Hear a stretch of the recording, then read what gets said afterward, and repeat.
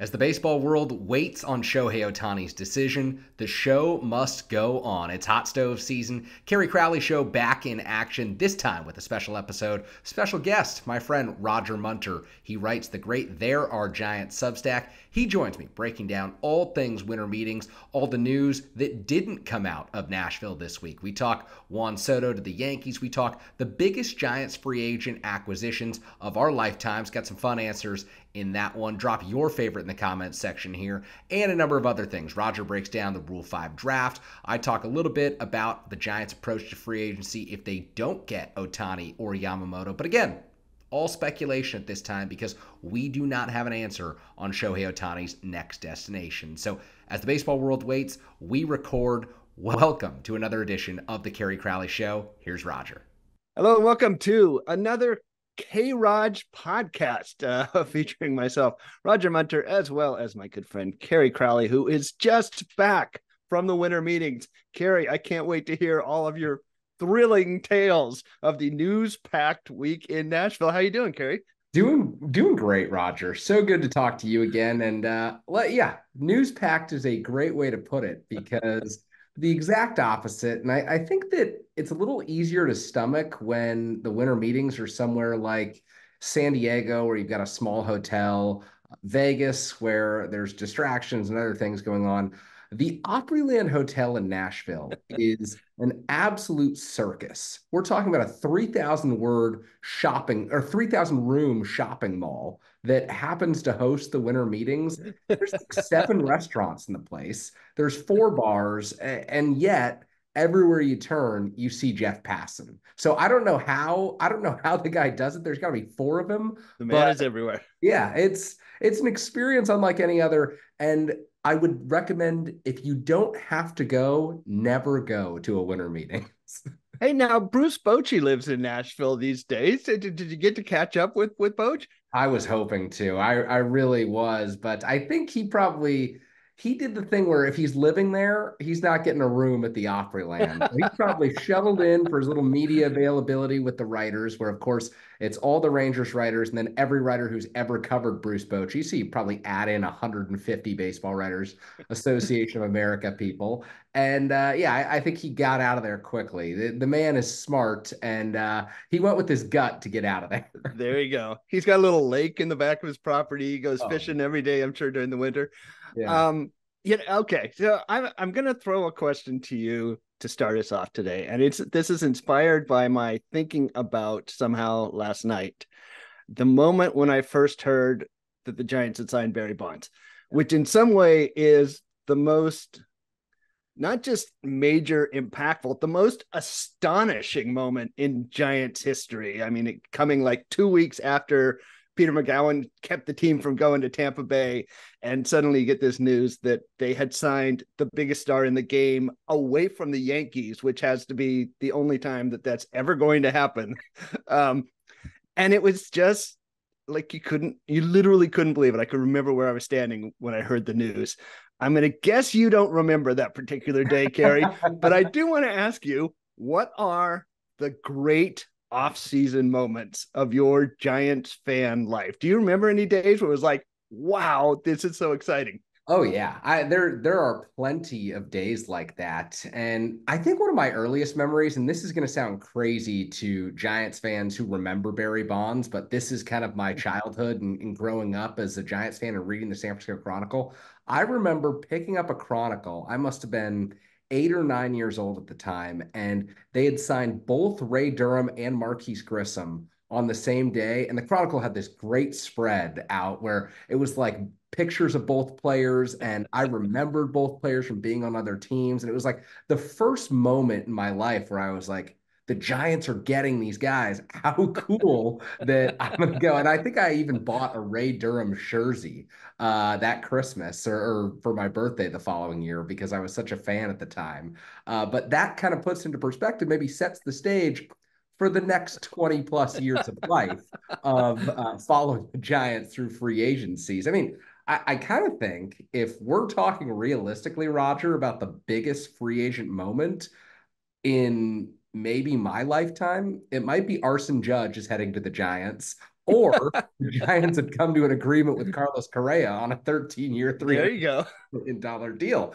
Like seriously, the competition is Barry Zito, Johnny Cueto. Johnny Cueto, yeah. I'll tell you, one that I really do remember is Aaron Rowan because I was like, oh, we got Aaron Rowan to fire me up, you know? Well, so I posed this question to some people today, like who's the second biggest free agent the Giants ever signed? And when I put it out there, I had forgotten about Barry Zito, which I apologize to Barry Zito, but in retrospect, the hype of that moment didn't have a long shelf life, as it were. Yeah. Yeah. The hype seems to have worn off. Even if everyone was excited at the time, I think, what was it? 7 for 126 was the deal for Barry Zito. Something crazy. At the time, I thought I would just absolutely absurd numbers. That was my gut instinct as like a 13-year-old when the Giants signed Barry Zito was, did they overpay for this guy? But I maintain that you can never overpay for someone when you win a World Series title. So That's no, absolutely true. But yeah, the idea of getting a guy who had not long before that won a Cy Young Award, yeah. won an MVP, like, I mean, the Giants don't get those guys historically. We don't have those moments. I remember, so this is going way, way, way, way back before your time. But another really exciting moment for me as like a teenager was the day it was announced that they had traded for Vita Blue. Oh yeah, Which is, that had to be after unbelievable. a decade of just miserable, horrible selling off every star on the team to actually go out and acquire this amazing talent from across the bay. It was really exciting. And it's, you look back on those years, I mean, 78, the year Vita Blue came in, turned out to be the best year they'd had in half a decade or more. The year they signed Barry Bonds, they go from 72 wins to 103 wins. So I guess my second question to you is the excitement that we fans feel when those kind of moments come, does that translate to the locker room as well? Oh, Because it does seem to pick something up in the team. and I think particularly a locker room where guys monitor things because there are a number of clubhouses around baseball where certain players love baseball. They'll always have MLB Network on at home. They want it 365 days a year. And then there are certain players who are like, yeah, when it's the off season, I'm watching the NFL or I'm watching nothing to do with sports. The Giants' current leader right now is Logan Webb. And Logan Webb is someone who is truly like the phrase gym rat. He is a Yeah. baseball. He is someone who I know is refreshing his phone, waiting to see if they get word that Shohei Ohtani is coming to the Giants. And if they don't get Ohtani, he's going to be refreshing his phone with Yamamoto updates, much like Brandon Crawford did throughout his career. I mean, Brandon Crawford was very invested throughout the off seasons in monitoring who the Giants were interested in. And I don't know that he would admit that publicly because he likes to play things pretty coy, but I know that he had notifications on for people and that he was looking toward who the Giants could get next. And I really think that this year, if they're able to land one of the big fish, and obviously I've stated many times, you can't consider the Giants a favorite because of their history, but they're still in on guys. I think that Logan Webb would lead the charge in terms of excitement and, firing up group text to guys and saying, can you believe we got this guy? How exciting is it going to be? I really do think he is that type of a leader who feeds off of the free agent frenzy and kind of the hot stove drama that takes place. I it just seems to me this team really needs that kind of energy. I obviously I live on the East Coast, so I don't get to go to as many Giants games as I like. But I'll fly out there and go to see San Jose, and I always go to Oracle. And I remember being there 2 years ago, and something just caught my eye, and I started looking at the dugout, and I noticed that I couldn't see any players. There wasn't a single player up on the rail, and I thought back to Tim Hudson and the guys on that team who were really just lived on the rail during games, and something of that loss spoke to the loss of energy that was going on the field at the same time, I think.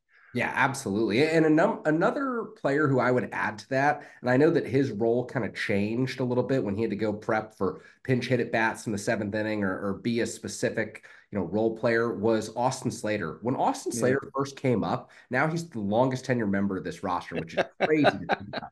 But when he first came up, there were a lot of times he was on the top step of the dugout, really excited about getting to play against specific players, facing certain pitchers. I remember the genuineness of those moments. And that's why there's the players who you separate their major league debuts from others because it's like the all business. I was meant to be here. I always expected to be here types. And Yeah. then there's yeah, they've been training for their whole lives, but oh my goodness, I'm like a kid in a candy store. There was one guy a few years ago, I think it might have been Ryder Jones, who said, I've only faced this pitcher on MLB The Show. I can't believe I can do this today.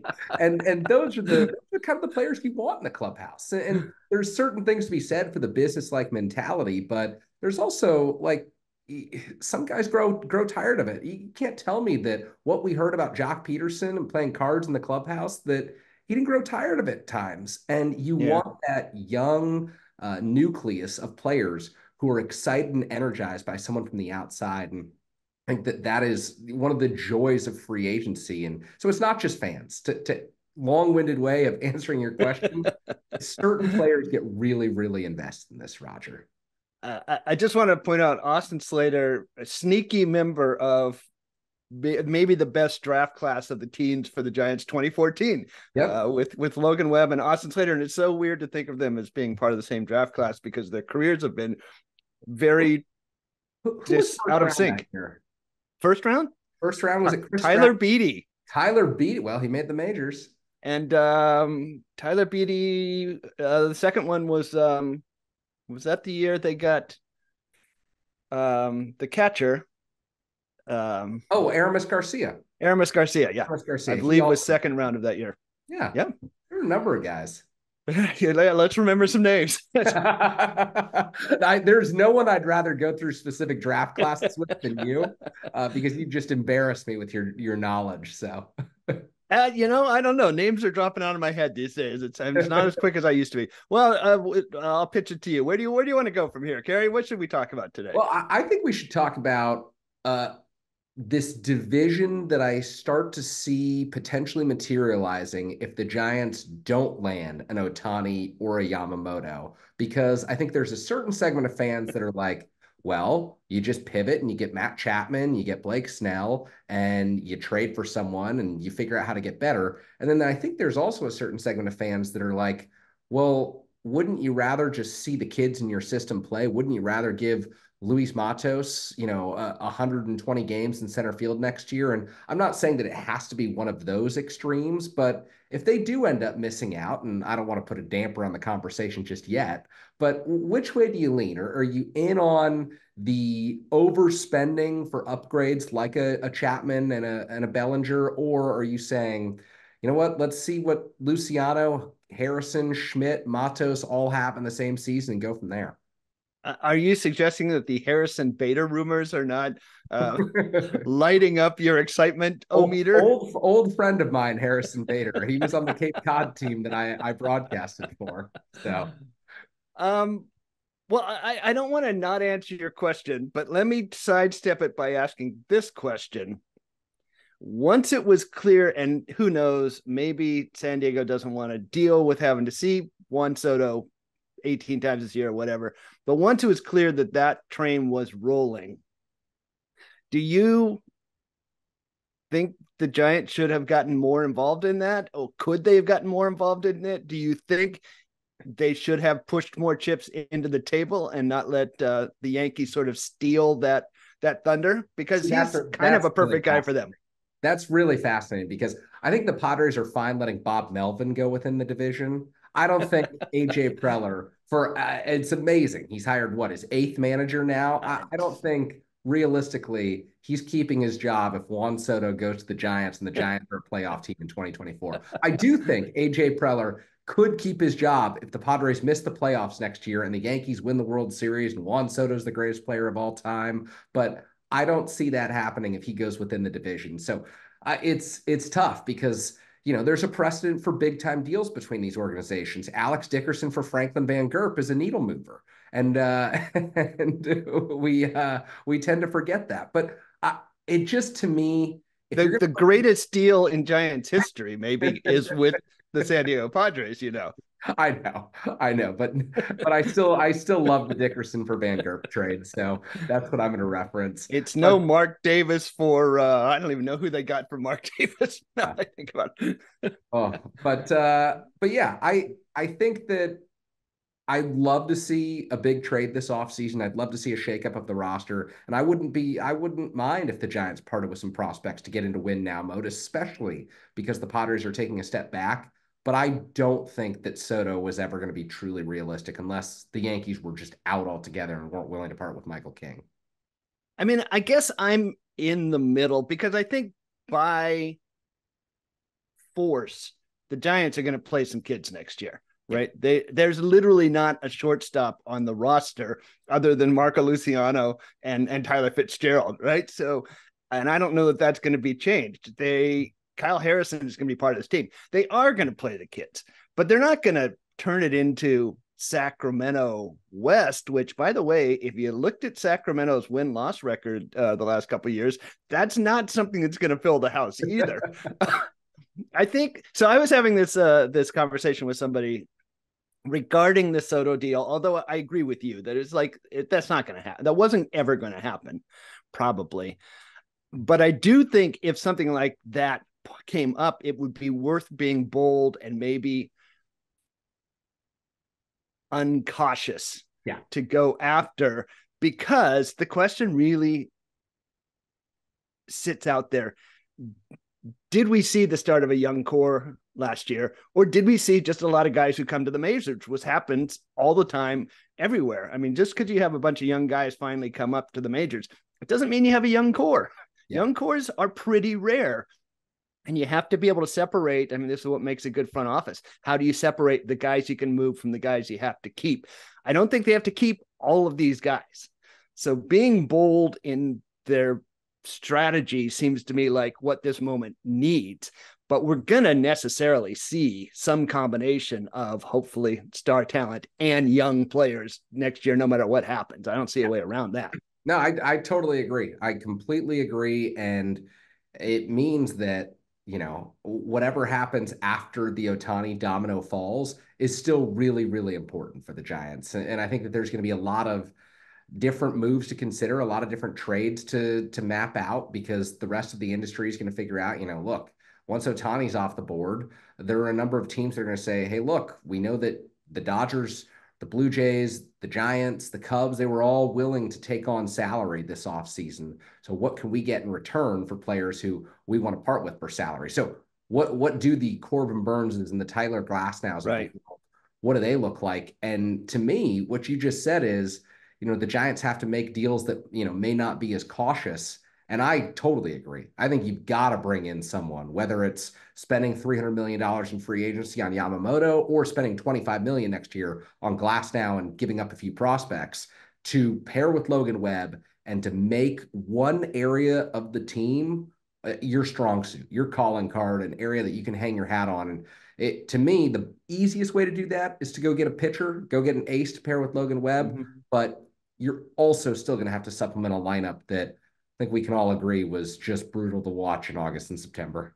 Oh my God. It was, but to go back to the prior point, one reason why the offense was so brutal to watch last July, August was that it was so full of rookies. Yeah. And you had at one point in July for several weeks in a row, the bottom half of the lineup, like 5 through 9, was all rookies who were getting taught some lessons by the majors. That's when the offense started to tank. So I think people who say let the kids play there's some selective amnesia going on in some minds there. I think I really feel like I have never thought Ohtani was to the Giants was a likely outcome. Yeah. I've never thought that. I don't think that. I just think the Dodgers make a lot more sense, as sad as that is to say. Yamamoto is really kind of a linchpin for me because if you can create a dominant front of your rotation for a long time, and that's where he really separates from a Corbin Burns or Tyler Glasnow. Tyler Glasnow is kind of another Carlos Rodon, a guy who's 120 innings max. Ooh, yeah. But we want to see somebody, and Zaidi said this, that's going to be here for a while. We want to see the beginning of a team that's going to last more than 1 year in an option, and that's really Yamamoto, 25-year-old ace from Japan with its ridiculous 1.2 ERA for lifetime or whatever it is. Now you say, well, we've got Logan Webb, we've got Yamamoto, we have Kyle Harrison on the way. Okay, that's stuff you can build around, and you can start filling in some Harrison Baders at that point, right? Because you've got something to hang your hat on, and that's maybe what I think is the most important thing going forward. Yeah, it has been interesting to see the Harrison Bader chat though, because you go through this entire winter meetings week. There's so much hype around. Oh, all the executives from all 30 teams in baseball are getting together. There's reports the Giants are still in on Ohtani. He hasn't made up his mind. Dave Roberts does the dance with admitting to the meeting, and then Yamamoto's the next big guy. And then all of a sudden, it's like 1 year, 10 million Harrison Bader platform contract. Who knows? You know, there would be such a howl from Giants Twitter. I mean, it really got the quote that will never die is, as much as I love Brian Sabian, the classic Vladimir Guerrero sign. We couldn't sign him because we couldn't get Jim Brower and Mike Tucker and Ryan Christensen, whoever it was, this long list of people who sadly were not very good, which is why that team did not make the playoffs. I was reading the other day. Speaking of that, I think GPT put this out on Twitter, but an old Chronicle post about what Michael Tucker actually cost the Giants. Wasn't it like a first-round draft pick? It was a first-round draft pick. That's unbelievable to me that the teams could operate in that fashion back then. I mean, it was intentionally a first-round draft pick because they were reappropriating the money because they had a hard line capped payroll, and they said, we've got to put a competent person out here in the outfield, and that's going to cost us a little money, and we have to figure out where to get that money. I will say, and I've taken some heat from various corners on this, I think people, it's easy to, at the time, it was easy to make fun of that, but the capital outlay for the stadium, I think, did have that ownership group in a bind at that time financially. And Peter McGowan has been very upfront over the years that it was his belief that whatever money they had to be put into the major league team because they had to get fans into that stadium to balance the books, essentially, to make it all work out. And that was kind of the end result of that. And you can look back and say it looks pretty stupid, which it did, but unless you're looking at the wallet, you don't really know what the constraints they were dealing with was. That is true. And look, I will never fault a team for trying. And the Giants were trying to win. They were trying. But I'd never fault a team for trying, which is why, in retrospect, the San Diego Padres season makes me a little bit sad, especially knowing what the passing of Seidler, because, man, they tried harder than anyone. They tried, even if some of their ideas massively failed. And they were, AJ Preller and Bob Melvin were apparently not even speaking it by the end of the season, which is just chaotic. But Peter Seidler wanted to win, and he wanted to win for the city, that franchise. And so I really won't fault the team for trying. And if you have to keep it within a certain means, I get it, It's really a replay of the last decade's Detroit Tigers story, right? I mean, that team went way beyond whatever their comfort level was because they had an owner who wanted to win before he died. And once again, it didn't. Thank you to San Francisco Giants. He never quite got there. And it's sad when you see someone really invest the resources. It is interesting. One thing I think gets overlooked in some of Greg Johnson's comments is he will frequently say, when asked about this kind of behavior, that it's not a single ownership, that it's a big group in that ownership. Yeah. And so you never have the situation where one person could just say, it's important to me to win, and I'm going to do what it takes. And that is a different construction from Peter Seidler, for instance. Yeah, no, that's definitely true. And I never made inroads with Giants ownership on the beat, at least the people at the very top of it. They just people who didn't want to talk to me, and for good reason. When you're an owner, you're probably wary of journalists. But I did know a few people who had the smallest stakes in the team, and those people wanted to win, and those people weren't afraid to criticize the people who were making some decisions. So it was always funny because these are the people who arguably are like putting in for their investment, Right. it's going to pay off, and they could oftentimes say some things off the record that would make you think, it's an interesting dynamic when you've got 30 plus owners involved in a club. That's true, and it changes over time. I think we know that when the elder Burns were alive, that different decisions probably got made from the younger generation. It'll be interesting to see kind of what Buster Posey's Yeah. influence on ownership is too. I mean, I know his stake is small, but I think his voice is probably loud, Yeah. and that should affect things going forward. I'll now come back to your original question and say, I think they've got to find a middle road. And Totally. like I say, they're going to have kids out there, but they have to compete and try to win. I mean, they just have to do it.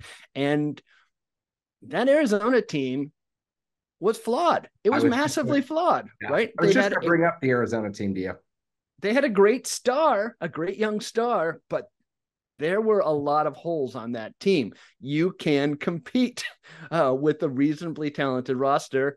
And I think people will say, well, the Giants aren't close to competing. Forget that they were like in a playoff spot at the start of September. It's not that far away. And you can do it with a couple of big pieces, I think. Yeah, I totally agree. A couple big pieces and people who are going to be in the lineup or in the rotation and be dependable, because a lot of the players that they've signed in the Zaidi era have been flawed, and one of their flaws has been injuries. You know, Michael Conforto didn't play in the 2022 season. Mitch Haniger's got this track record of injury. Alex Cobb, for as good as he was last season, he's missing the start of next season because he's undergone hip surgery. The guy's on the record about hating surgery. How many people in sports get to go on the record about how much they hate surgery? That's how detailed Alex Cobb's injury history is. And so the Diamondbacks are interesting. The Padres are interesting.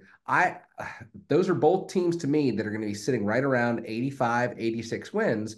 And if the Giants make these improvements, if they commit with the everyday players, with upgrade, and we've talked about why Matt Chapman would bring value to the Giants, you're sitting there in that 86, 87, 88 win bucket and giving yourself an opportunity, which is the whole name of the game. You got to get in, because we saw what happened the last 2 years when teams in the wild card got in.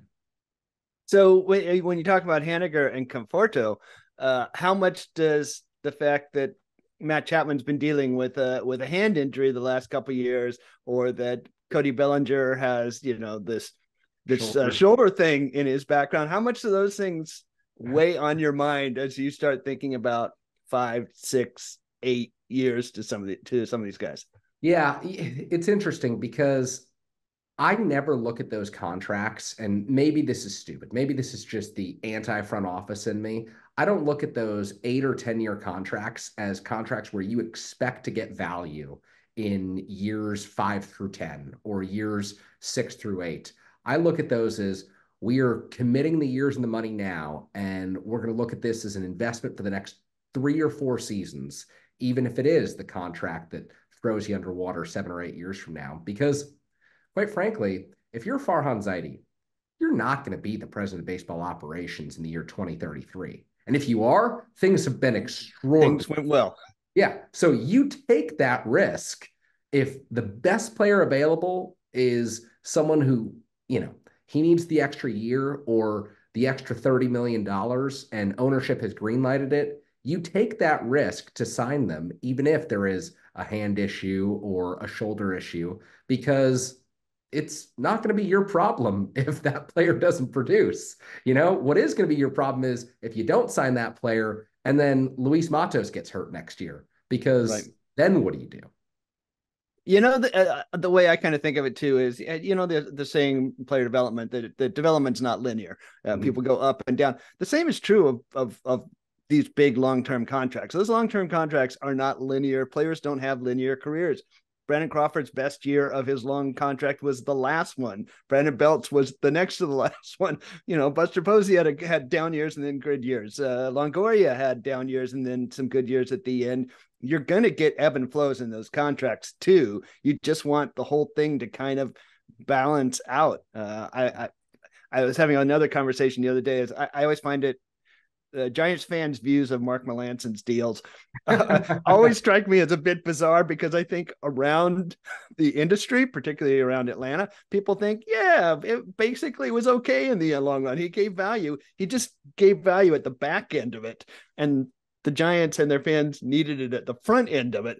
Yep. And so he had this stigma attaches to him because he was good at the wrong time in that deal. But I mean, Atlanta certainly was happy to have him, as he helped him to back-to-back playoff series. So Yeah, and think about how different the Johnny Cueto deal looks if 2016 goes a little different at the back end of the bullpen.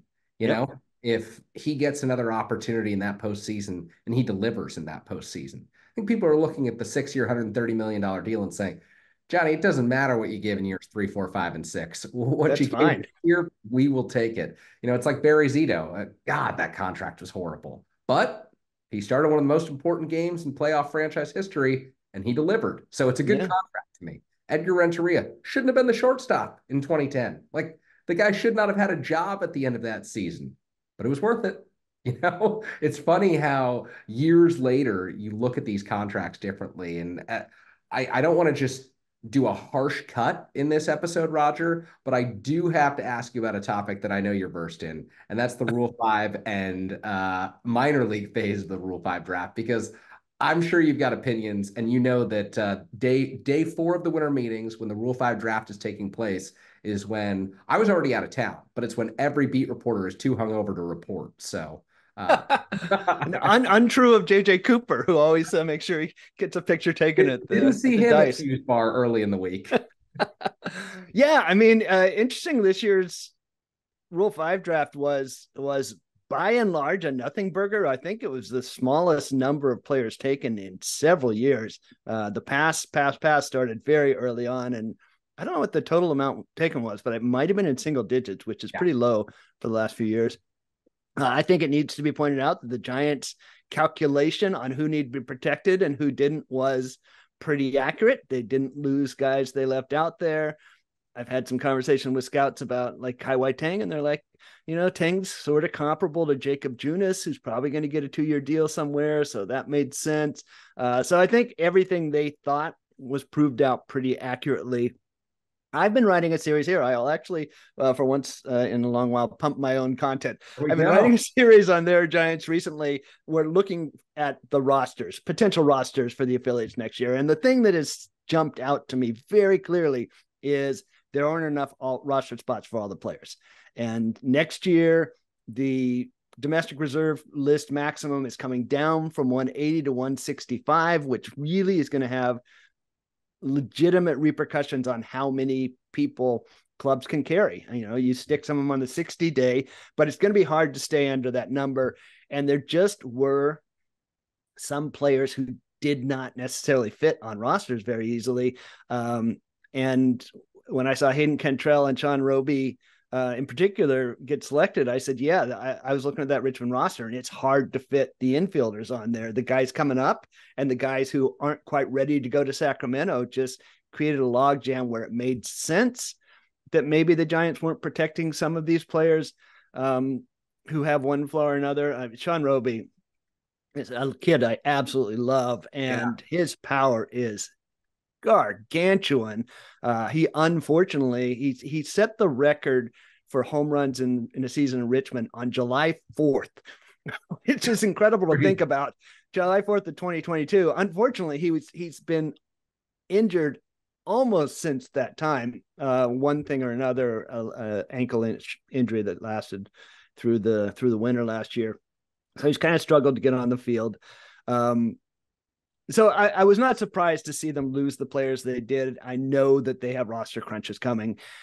They picked up a couple of interesting guys, however, and the really interesting one was this kid Dario Lopez from Pittsburgh, who really looks like he can hit. He had unfortunately missed all of 2023 after dislocating his knee. Ouch. But he's a kid that they spent, I think, $400,000 on in the 2018 international class, which was the same one as Louis Matos and Marco Luciano. They pushed him aggressively, so he was in full season ball as a teenager, and he showed real power. He hit 19 home runs as a 20-year-old in the Sally. high A Very ball, good which is too. not an easy league to hit in, actually. So legitimate power, seems to be a pretty good hitter, big, stocky, strong kid. And it was really interesting to me digging into him a little bit, that he is a guy who is not a real good swing decision maker. He's a guy who hits the crap out of the ball. And I look at that and I'm like, well, that's interesting, because Giants amateur acquisitions have been much more towards good strike zone discipline, good swing decisions. But I know there are also a lot of voices in the organization who are starting to emphasize strength. You hear this a lot about Giants players these days. He needs to get stronger. Well, this is a kid who's pretty strong. And it's interesting to me that that was sort of the element of his game that I think they seized on, not necessarily the swing take part. And maybe you're seeing some kind of priority shifting in the background in that pick. So I'm going to really be interested to follow him in the coming year. Yeah, definitely. I was sad. Pour one out for Sean Roby because I've followed his career since the beginning. Love the power. And I don't know. I still feel like the major leagues are within reach for him one day if things go right in the Marlins organization. I actually think he found a good place to go too, because that's an organization that has really struggled to develop hitting and is desperate for. I mean, the thing he does is hits balls a country mile. It's, there's been a lot of contact issues, and the batting average has been low. But boy, you hang a slider in front of Sean Roby, and it is going to go places that were hitherto unexplored by a baseball. My friend Trey Wilson said, windshields of Richmond are happy I saw that. That was great. that he's somewhere else. And I agree with you. There's a chance he can succeed with the Marlins, and I hope he does. I just don't know where the playing time is going to be for him in Richmond this year, and I think that's why they left him exposed. Well, if I know anything about the way that baseball works and minor acquisitions work, that was Gabe Kapler's first move as the Marlins assistant general. You always Well, take good. your favorites from the previous organization. Assistant GMs have a little more sway over the minor leagues. Gabe Kapler's fingerprints all over the Sean Roby move, and Good that's for one to Gabe. watch in the coming years. Well, that is why I had put out there that I was really watching the fourth pick of the draft with the Chicago White Sox, because I thought with Brian Bannister there now, they were an interesting team that may be interested in RJ Davovich, who a lot of Giants officials are really excited about, but is coming off hip surgery and a couple of years where he struggled to throw strikes because of a hip impingement. Bannister would be the guy who kind of knew where he was in his rehab and also would be really excited about his pitch shapes. But they went a different direction with a lefty from Boston who was a very popular. He was a guy who was really buzzy. And once they'd done that, they filled their roster, so they didn't have another pick, which is great because that means we get to keep RJ and hopefully he is healthy this year and ready to participate in the bullpen. Yeah, something to keep in mind. AL Central, the White Sox have the Giants' former pitching coach and Ethan Katz, and now Brian Bannister. The Guardians have Stephen Vogt, Craig Alvarez, Kai Correa, all potential trade partners because Scott Harris runs the Detroit yeah, operations. there you go. And even Matt Daniels, who was once upon a time the coordinator of pitching sciences, I think, for the Giants, is now their pitching acquisition specialist. So Yeah. there's a lot of stuff going on in the AL Central. Yeah, but keep it in mind when the Giants start to make trades this offseason. They're going to be getting Jose Ramirez and Eloy Jimenez. They're coming Absolutely, to absolutely. Well, Kerry, I see our clock is winding down. Is that it? Or do you have a last bomb you're going to drop on us from Nashville? no last bombs. Just glad, I used to do, what was it, 72 hours in Nashville. 48 is my cap for winter meetings now, and I'm thrilled I got out in time.